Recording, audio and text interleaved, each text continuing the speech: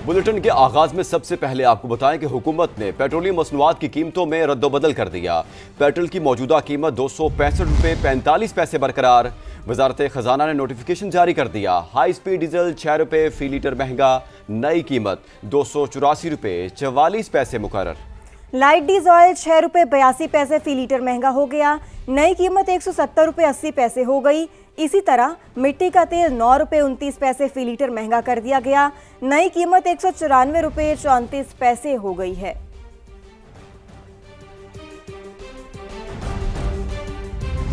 पंजाब हुकूमत का आज से क्रशिंग शुरू न करने वाली शुगर मिल्स के खिलाफ एक्शन प्लान तैयार। कैन कमिश्नर पंजाब का कहना है कि क्रशिंग सीजन में मॉनिटरिंग के लिए टीमें तश्कील दे दी हैं। क्रशिंग शुरू न करने वाली मिल्स को 10 लाख रुपए यौमिया जुर्माना होगा। मजीद जानते हैं ब्यूरो चीफ समा लाहौर जीशान बख्श से। जीशान, बताएगा इस हवाले से मजीद क्या डिटेल्स हैं आपके पास?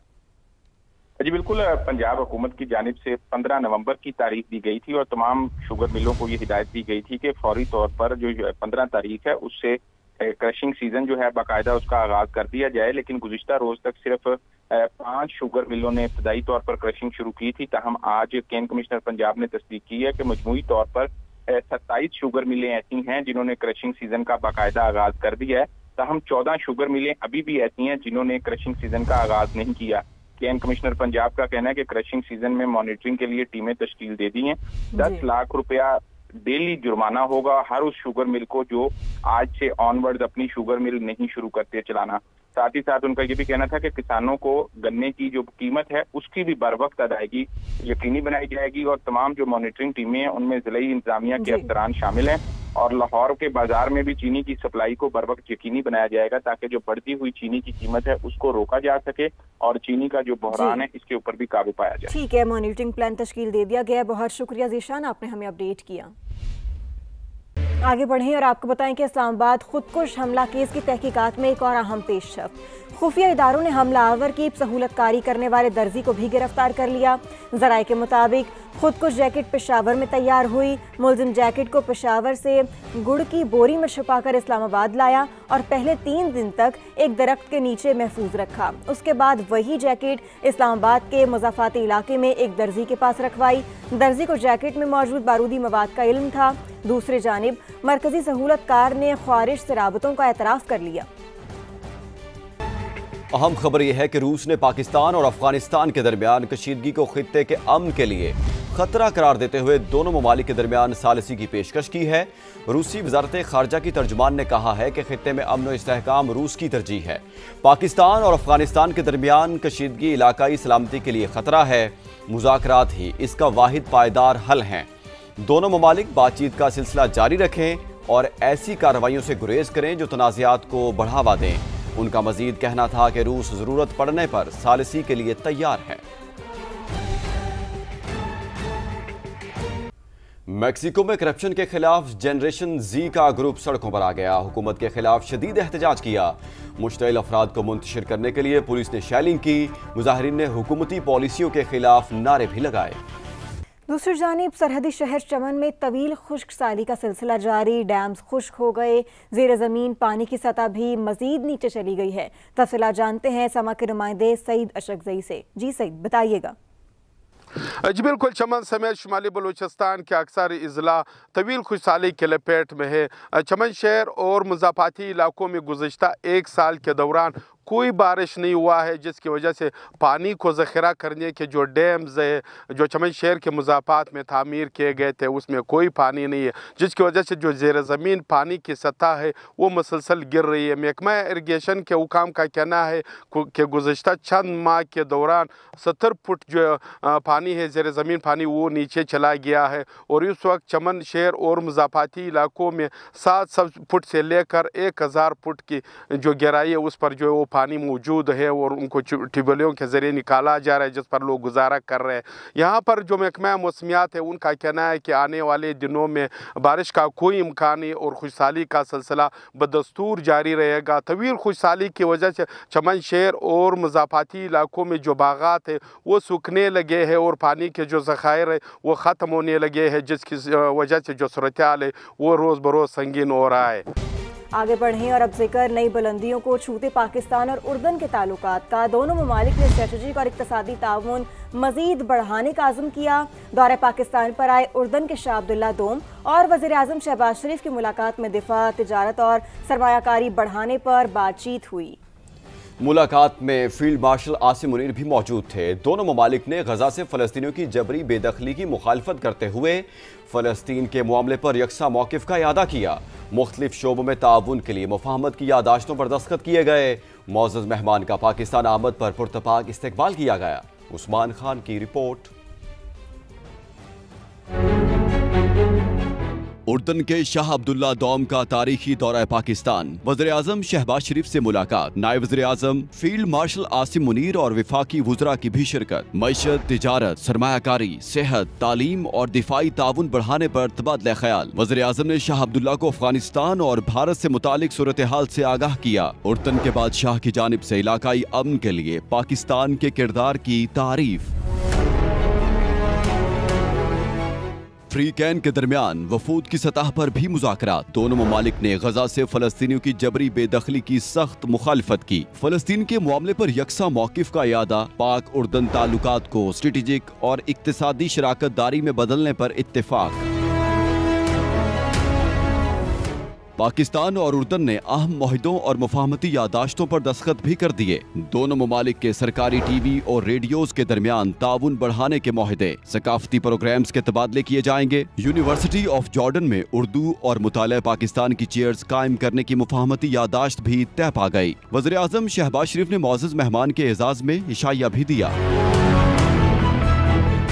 इससे पहले वज़ीर आज़म हाउस आमद पर शाह उर्दन का शानदार इस्तकबाल किया गया। मौजूद मेहमान को गार्ड ऑफ ऑनर पेश किया गया। शाह अब्दुल्ला दौम ने वज़ीर आज़म हाउस में पौधा लगाया।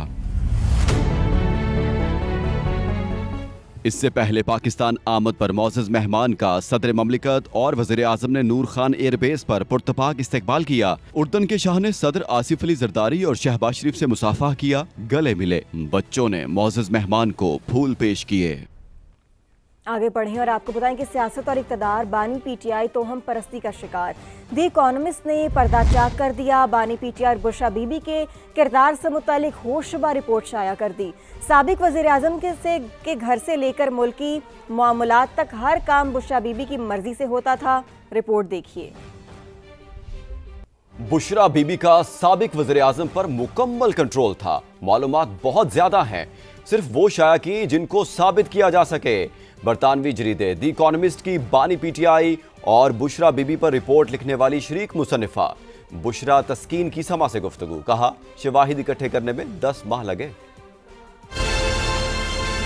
काफ़ी मालूमात ऐसी जो कि वेरीफाइबल नहीं थी या मल्टीपल सोर्सेज से वेरीफाई नहीं कर सकते, उनको ऑब्वियसली हम स्टोरी का हिस्सा नहीं बना सकते, इसलिए कि we have to take the legal consequences. इसके लीगल जो कॉन्सिक्वेंसेज हैं उस सारी चीज़ को वेट करने में ही 3 महीने हमें लगे हैं। प्रीमियरशिप हासिल करने के लिए बुशरा बीबी ने खान साहब को ये ज़रूर कहा था कि अगर आप मुझसे शादी कर लेंगे तो आप इस मुल्क के वज़ीर आज़म बन सकते हैं। एक वाया से फीड की जा रही थी, जो मालूमात शेयर की जाती थी जो कि बाद में खान साहब तक पहुंचाई जाती थी, और उस पे खान साहब का बिलीफ बुशरा बीबी पे मज़ीद यकीन और पुख्ता होता चला गया। कोई भी फैसला, इम्पॉर्टेंट फैसला कोई भी करते थे तो वो ज़रूर बुशरा बीबी के साथ वो डिस्कस करते थे। बुशरा बीबी का उसके ऊपर जो भी जवाब होता था या जो भी फैसला होता था वही फैसला खान साहब का होता था। खान साहब 25 करोड़ आवाम के मुल्क के एक न्यूक्लियर ताकत के वज़ीर आज़म थे,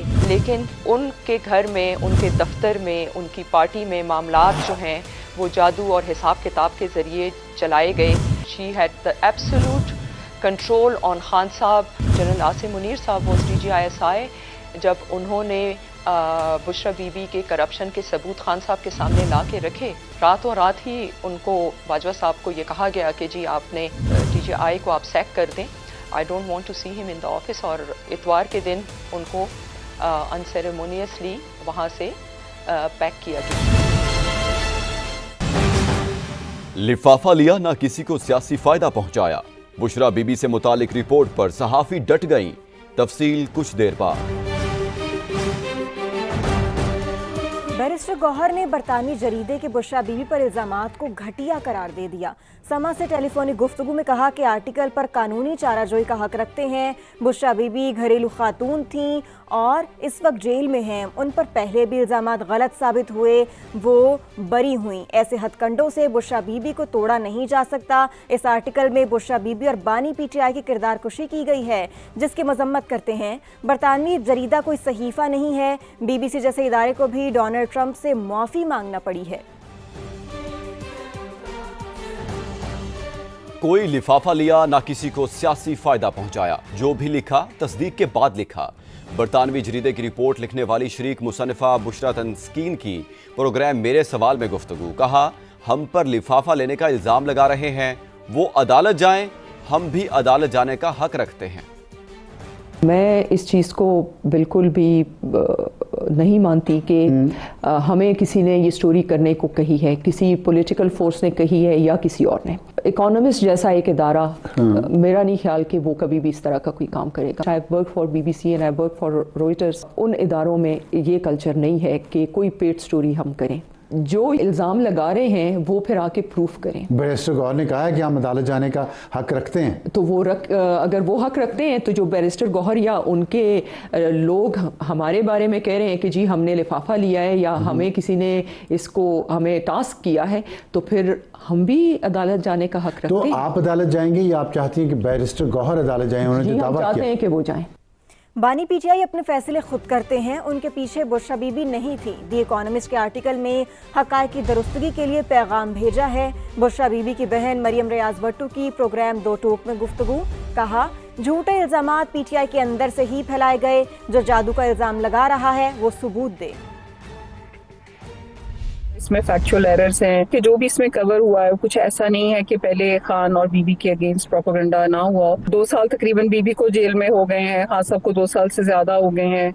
तो अभी भी ये लोग क्या चाह रहे हैं खान और वो, मतलब why this is still an issue for them. हमारे घर में कोई जादू या इस तरह की कभी बात नहीं होती है। वी थिंक इट्स कुफ्र। जो भी आपके हस्बैंड एंड वाइफ होते हैं तो एक दूसरे से मशवरा जरूर करते हैं किससे मिलना है, क्या करना है, लेकिन खान साहब अपने डिसीजंस खुद ही करते हैं। आई थिंक ये बहुत बड़ी एलिगेशन है जो पार्टी के अंदर भी काफी कुछ लोग जो है वो फैलाते हैं, and I think it's very untrue.